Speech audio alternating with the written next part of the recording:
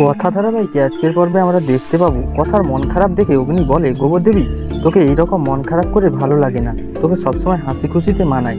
তাই অগ্নি ছোটকাকে নিয়ে আগুন জ্বালানোর প্ল্যান করে, সঙ্গে আগুনে পোড়ানোর খাবারও হবে, আর সঙ্গে শুধুই কথা আর গান হবে।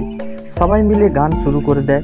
কথাকে হাসি খুশি দেখে অগ্নি বলে, তোকে এই খুশি করতে পেরেছি এটাই অনেক। ম্যান্ডি কথাকে বলে, তুই হাসছিস গোবর দেবী, তাই না?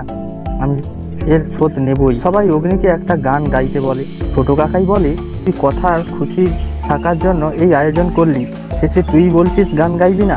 অগ্নি বলে, বেশ গাইছি। অগ্নি গান গাওয়া শেষ হয়।